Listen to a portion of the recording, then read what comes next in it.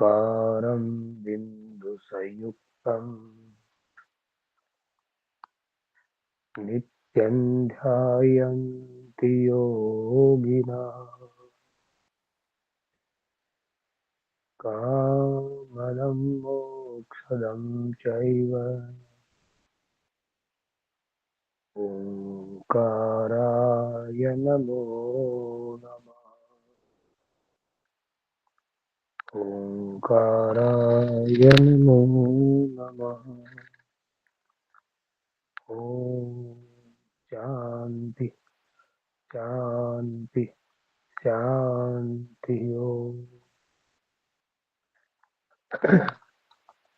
प्रिय छात्रों, आज हम अष्टांग योग के बारे में चर्चा करेंगे। अष्टांग योग क्या है के बारे में महर्षि पतंजलि द्वारा जो प्रतिपादित योग है, जिसको हम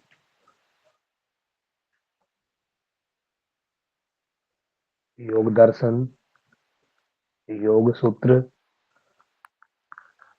आदि नाम से भी जानते हैं, उस योग दर्शन और योग सूत्र के अंदर अष्टांग योग की साधना की चर्चा की गई है।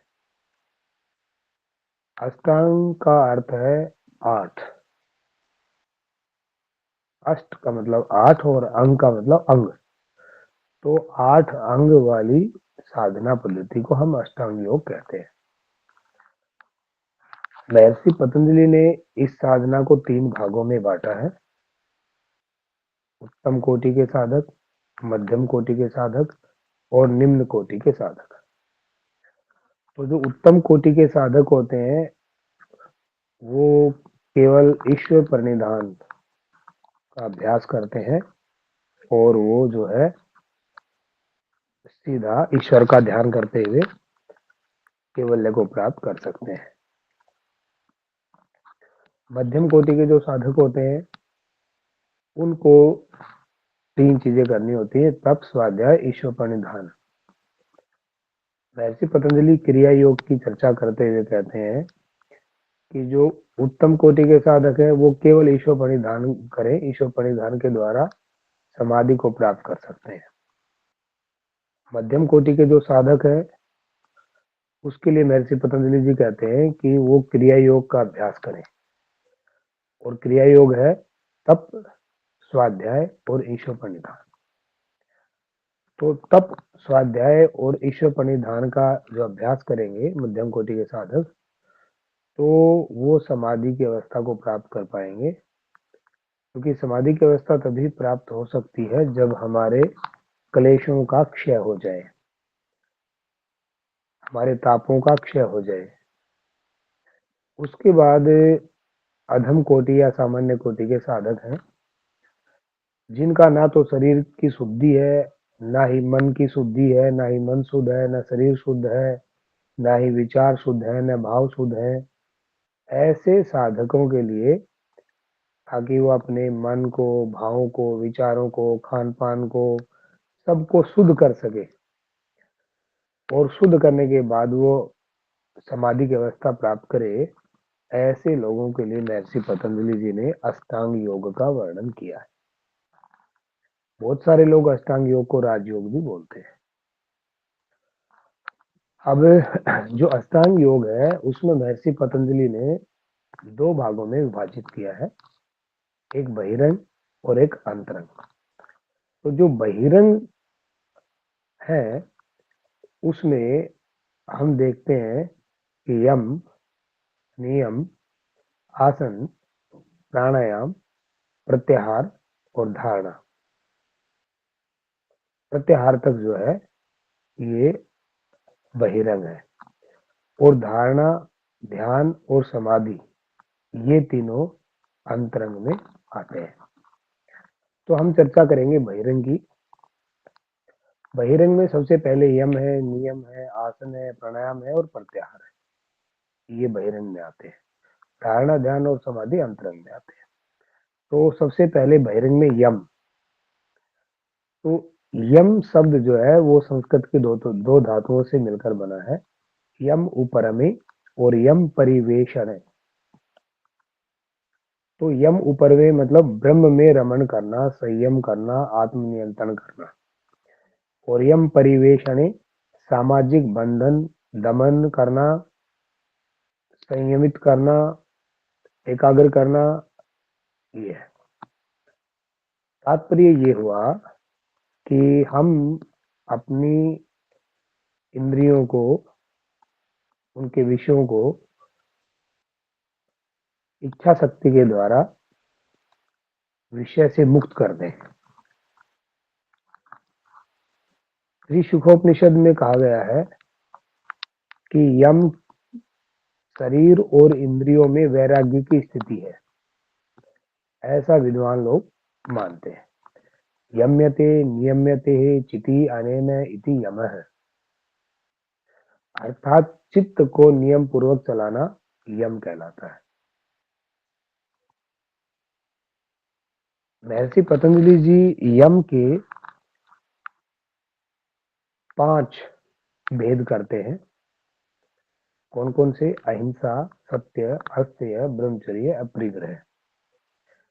ये 5 भेद हैं और महर्षि पतंजलि जी कहते हैं कि ये ऐसे यम हैं जो सार्वभौमिक महाव्रत हैं, अर्थात पूरी यूनिवर्स में एक साथ लागू होने वाले नियम है, ऐसे यम। तो जाति देश काल समयावच्छिन्नः सार्वभौमा महाव्रतम। ये महाव्रत है ये। और महाव्रत तब बनते हैं जब इन्हें जाति देश काल समय की सीमा से परे जो लागू होते हैं उन्हें महाव्रत कहते हैं। जो सार्वभौम है, पूरी यूनिवर्स पे एक साथ लागू होने वाले हैं। तो ऐसे महाव्रत जो पूरी यूनिवर्स में एक साथ लागू होने वाले हैं, उनकी अब हम चर्चा करते हैं कि कौन कौन से ऐसे महाव्रत हैं जो प्रत्येक देश में लागू हो सकते हैं।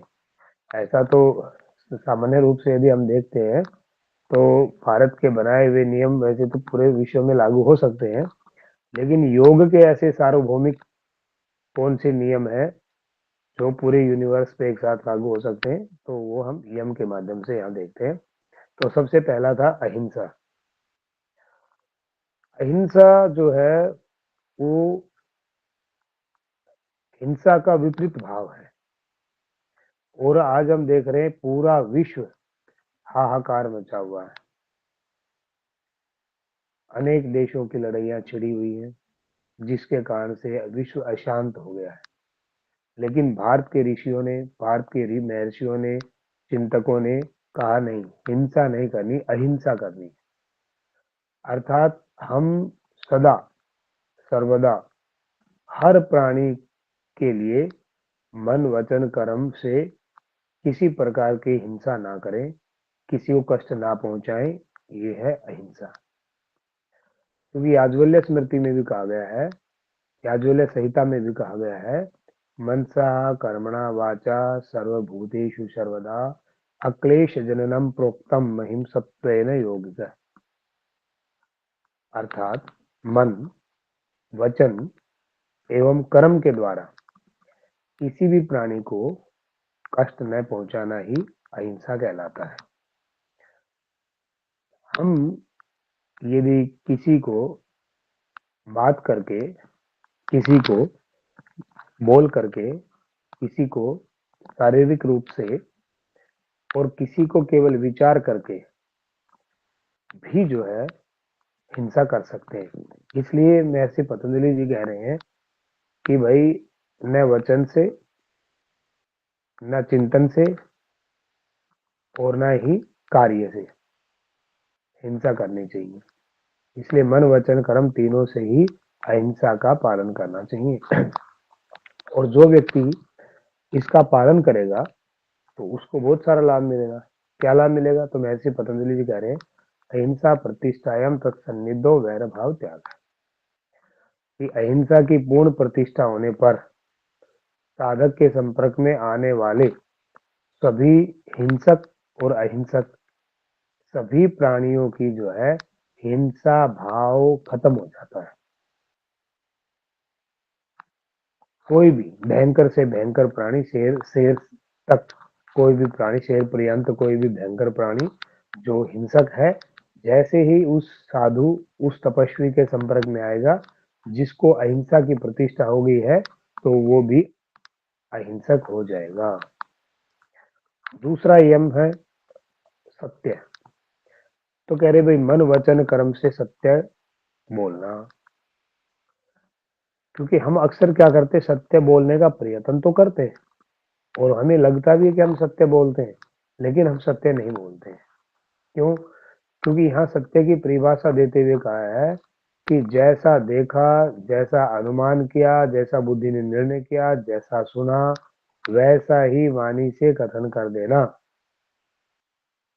सत्य कहलाता है। लेकिन हम क्या करते हैं, हम जैसा देखते हैं, जैसा सुनते हैं, जैसा अनुभव करते हैं, मनन करते हैं, उसमें नून मिर्च लगा के, तड़का लगा के आगे बात को प्रेजेंट करते हैं, तो वो सत्य भी असत्य हो जाता है।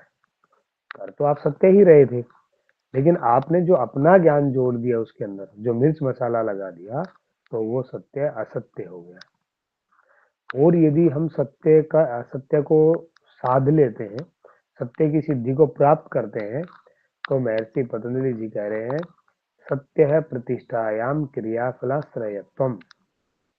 यदि सत्य की प्रतिष्ठा हो जाए, सत्य सध जाए, तो वाणी और विचारों में शक्ति उत्पन्न हो जाएगी। और जैसे आप कुछ भी बोलेंगे, बस तथास्तु बोलने की जरूरत है, और वही तथास्तु जो है फलित हो जाएगा, परिणाम में परिवर्तित हो जाएगा। किसी ने कहा कि मुझे नौकरी की आवश्यकता है, आपने कहा तथास्तु, नौकरी लग जाएगी। किसी ने और डिमांड की या कुछ किया, तो कहने का तात्पर्य है कि सत्य की प्रतिष्ठा करने से वाणी और विचारों में शक्ति उत्पन्न होती है, जिसके द्वारा जो कुछ भी बोला जाएगा वही घटित हो जाएगा। या ये कह सकते हैं कि वाक सिद्धि प्राप्त हो जाएगी, जो भी वाणी से बोलेंगे वही सब हो जाएगा। अस्तेय तीसरा, हम अक्सर जो है काम करते हैं लोभ के लिए, लालच के लिए, कुछ पाने के लिए, और उस कुछ पाने के कारण हम अपनी मर्यादाओं को भूल जाते हैं, तोड़ देते हैं। बलपूर्वक, छल पूर्वक, चीटिंग पूर्वक दूसरे के धन को हरने का प्रयत्न करते रहते हैं। नए नए बहाने, नए नए आइडियाज जो है वो हमारे मन में कुरेदते रहते हैं। आजकल साइबर फ्रॉड चल रहा है, और ऑनलाइन डिजिटल अरेस्टिंग चल रही है। ये सब फ्रॉड जो है ना, दूसरे के पैसे ठगने के प्रयास और तरीके हैं।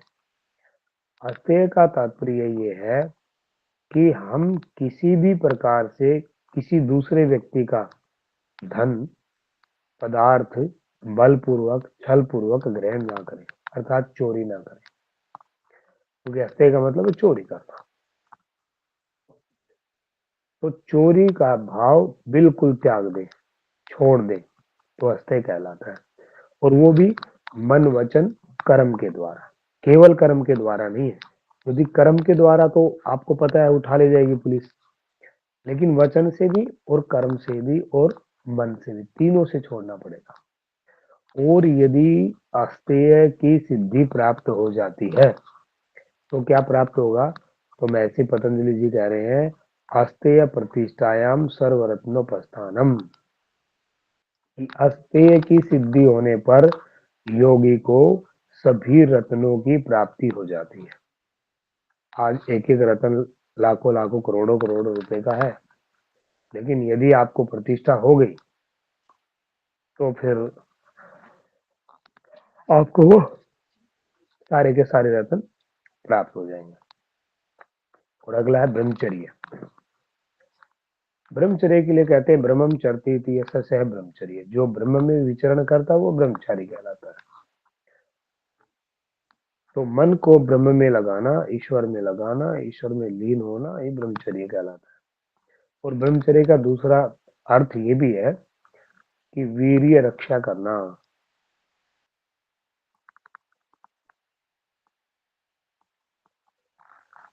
वीर्य रक्षा करना और ब्रह्म का चिंतन करना, ईश्वर का ध्यान करना। जब तक ब्रह्मचर्य काल में है तब तक स्त्री का सहवास या गमन ना करना। महर्षि पतंजलि जी कहते हैं, यदि ब्रह्मचर्य का पूर्ण पालन किया जाए तो ब्रह्मचर्य प्रतिष्ठायाम वीर्य लाभ है।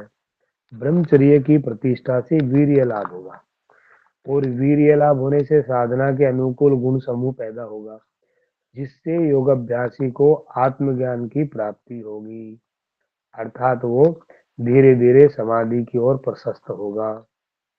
क्योंकि बिना ब्रह्मचर्य योग सिद्ध नहीं होता है।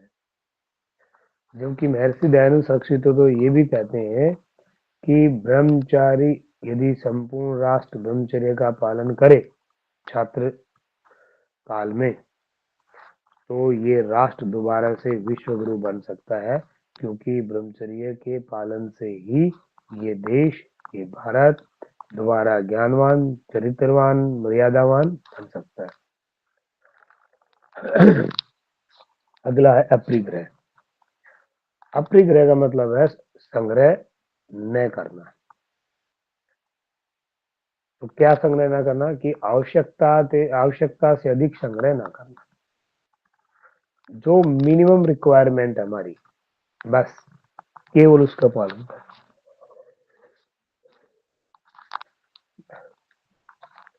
यदि दो दो जोड़ी चप्पल या जूते में काम चल सकता है तो दो दो जोड़ी ही रखें।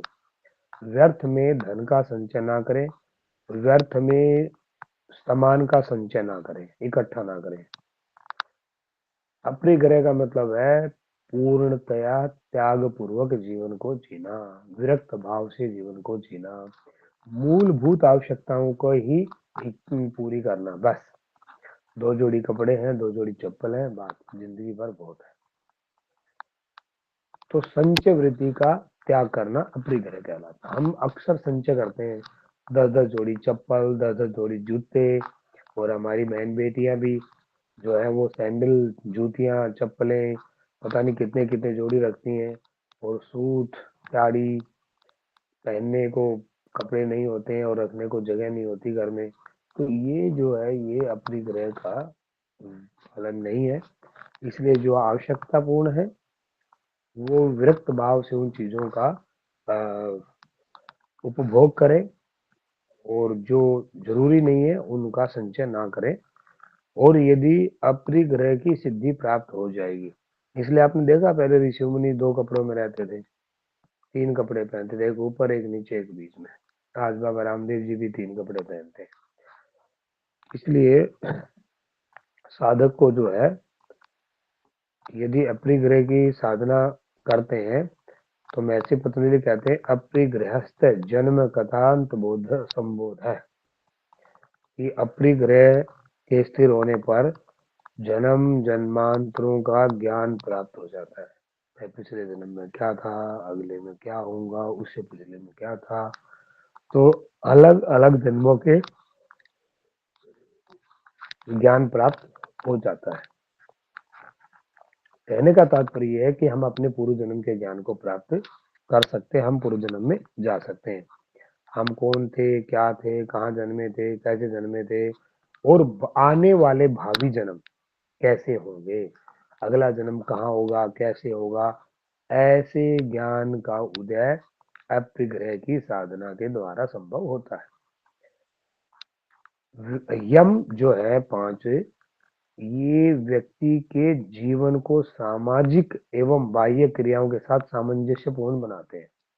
हम जो है वो समाज के साथ अच्छे से जुड़ाव करते हैं और अपनी क्रियाओं में सामंजस्यपूर्ण जीवन बनाते हैं। उसके बाद हम देखते हैं, ये नियम की बात करते हैं। नियम का तो मतलब ही अनुशासन है। हम कहते हैं ना बड़े नियम से चल रहे हैं या बहुत नियम भंग कर रहे हैं, तो नियम का मतलब अनुशासन। और अपने जीवन में अनुशासन रखना तो ये तो बड़ी अच्छी बात है, और जीवन में अनुशासित रहने से ही जो है वो हमारे अंदर शारीरिक और मानसिक विकास होता है। इसलिए अनुशासन बहुत जरूरी है। तो इसलिए नियम का प्रतिपादन महर्षि पतंजलि जी कहते हैं, और नियम भी 5 है। शौच, संतोष, तप, स्वाध्याय, ईश्वर प्रणिधानानि। तो सोच, संतोष, तप, स्वाध्याय और ईश्वर प्रणिधान, ये 5 नियम है। सोच क्या है? तो कह रहे भाई, सोच का अर्थ है शुद्धि, सफाई, पवित्रता। और सोच दो प्रकार की होती है, एक बाह्य सोच और एक आंतरिक सोच, अभ्यंतर सोच। बाह्य सोच का मतलब जो शरीर है उसकी शुद्धि करना। तो शरीर की शुद्धि मिट्टी से, साबुन से, तेल से, है इससे, शैम्पू से, इससे होती है। तो इस प्रकार से शरीर की शुद्धि करेंगे। और पानी है, मिट्टी है, साबुन है, विद्या है, तप है, पंच महाभूत है, ये सब बाह्य शुद्धि करने के लिए है। अभ्यंतर शुद्धि क्या है? अभ्यंतर में अहंकार, राग, द्वेष, ईर्ष्या, काम, क्रोध, मोह, लोभ, ये जो मल है हमारे, इनका समाधान करना, निराकरण करना, इनको दूर करना, तो अभ्यंतर शुद्धि कहलाती है। तो ये बाह्य शुद्धि और अभ्यंतर शुद्धि हो गई। यदि इन दोनों शुद्धियों में हमें निपुणता प्राप्त हो जाए, कौशलता प्राप्त हो जाए, तो महर्षि पतंजलि कहते हैं कि सोचात स्वांग जुगुप्सा परई संसर्ग है, कि सोच की शुद्धि होने पर, और शुद्धि भी कैसी, मनसा वाचा कर्मणा। तो सोच की शुद्धि होने पर स्वयं के शरीर के प्रति, स्वयं के शरीर के अंगों के प्रति घृणा का भाव, तथा अन्य व्यक्तियों के साथ शारीरिक संपर्क बनाने की आकांक्षा, इच्छा का अभाव घटित होता है, अर्थात इच्छा समाप्त हो जाती है। आज हम देखते हैं कि आज व्यभिचार और दुराचार इतनी चरम अवस्था पे है कि न तो पुरुष पीछे हैं और न ही स्त्रियां पीछे हैं। बस उसी को अंतिम विकल्प मानते हैं और एक दूसरे से सहवास करने का प्रयत्न करते रहते हैं। जबकि सोच की शुद्धि इससे विपरीत दिशा में है, कि जो सोच की शुद्धि कर लेगा, उस व्यक्ति को स्वांग जुगुप्सा, अपने शरीर के अंगों के प्रति, और परई संसर्ग है, और विपरीत जेंडर के शरीर के प्रति जो आकर्षण है वो दोनों ही खत्म हो जाएंगे। ना तो विपरीत सेक्स के प्रति हमारी कोई इच्छा रहेगी, और ना ही अपने ही शरीर के अवयवों, अंगों के प्रति इच्छा रहेगी। तो ऐसा शुद्धि, सोच से शुद्धि हो जाती है। उसके बाद संतोष।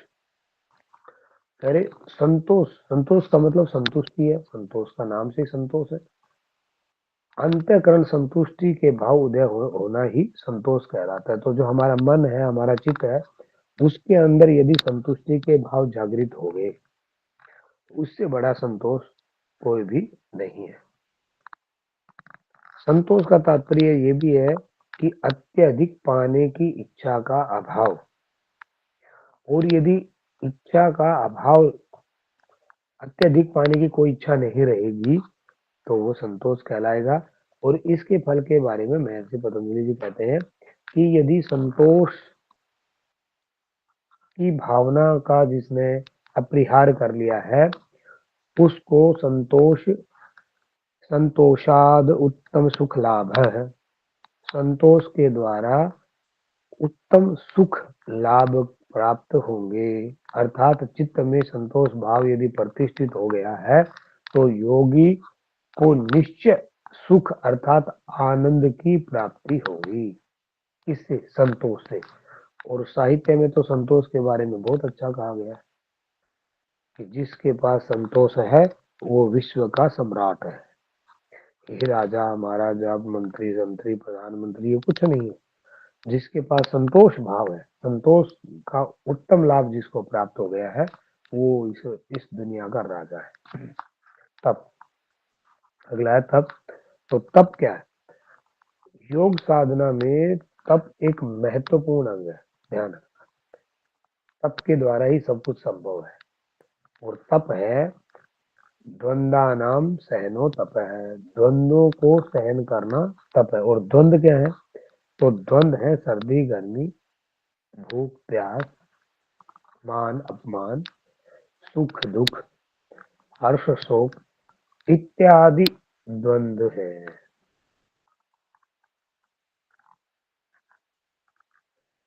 और इन द्वंद्वों को सहन करके तप करते हुए आगे बढ़ना है। और द्वंद्वों को सहन करते हुए तप कर लेंगे, अर्थात तप हो जाएगा हमारा, तो उसका फल भी प्राप्त होगा। और क्या फल प्राप्त होगा? तो काय इंद्रिय सिद्धिर शुद्धिक्षय तपक्षय, अर्थात मानसिक वाचिक कायिक तप के अनुष्ठान द्वारा अशुद्धि का क्षय होता है। और अशुद्धि का क्षय हो जाने से क्या होगा? जब अशुद्धि का क्षय हो जाएगा तो साधक को शरीर और इंद्रियों के सभी शरीर और इंद्रियों से संबंधित विभिन्न आंतरिक क्षमताओं की प्राप्ति होगी। क्या होगा? अनेक प्रकार के आंतरिक क्षमताओं की प्राप्ति होगी तप के द्वारा। फिर है स्वाध्याय। स्वाध्याय का अर्थ है विद्वान, आचार्य, गुरुजी, वेद, उपनिषद, दर्शन और मोक्ष मार्ग बताने वाले शास्त्रों का अध्ययन करना। और इसका दूसरा अर्थ है स्वयं का अध्ययन करना। स्वयं जमा अध्याय स्वाध्याय, तो स्वयं का अध्ययन करना। हम हमेशा दूसरों का अध्ययन करते हैं, दूसरों पे रिसर्च करते हैं, दूसरों पे सब कुछ करते हैं, लेकिन स्वयं का अध्ययन नहीं करते हैं। महर्षि व्यास जी ने लिखा है कि प्रणव और ओंकार मंत्र का विधि पूर्वक जप करना स्वाध्याय है। अभी तक हमने कहा कि आचार्य द्वारा, गुरुजनों द्वारा वेद उपनिषद दर्शनों में जो मोक्ष शास्त्रों का अध्ययन है, वो जिसके अंदर समाधि आदि की बात है, ईश्वर की बात, चित्तात्मा की बात है, उसको हम स्वाध्याय कहेंगे। तो लेकिन व्यास जी कह रहे हैं कि नहीं, ओमकार का जप, प्रणव का जप भी स्वाध्याय की श्रेणी में आएगा, इसलिए हमें स्वाध्याय करना चाहिए, अर्थात ईश्वर का नाम जपना चाहिए। और स्वाध्याय के घटित होने पर क्या होगा? स्वाध्याय इष्ट देवता संप्रयोग है, अर्थात प्रणव आदि पवित्र शब्दों का जप करने से, मोक्ष आदि शास्त्रों के अध्ययन रूप स्वाध्याय के निरंतर कार्य करने से इष्ट देव, दिव्य आत्माएं और दिव्य योगियों से आपका संपर्क होना शुरू हो जाएगा। ठीक है? स्वाध्याय करने से, ओम का जप करने से, सेल्फ रियलाइजेशन करने से, आत्मनिरीक्षण करने से आप लोगों को अपने इष्ट देवता, स्वाध्यायादिष्ट देवता संप्रयोग है, अपने इष्ट देवता एवं दिव्य आत्माओं के संपर्क में आने लगोगे, उनके दर्शन होने लगेगा। ये तो बहुत बड़ी बात है स्वाध्याय में।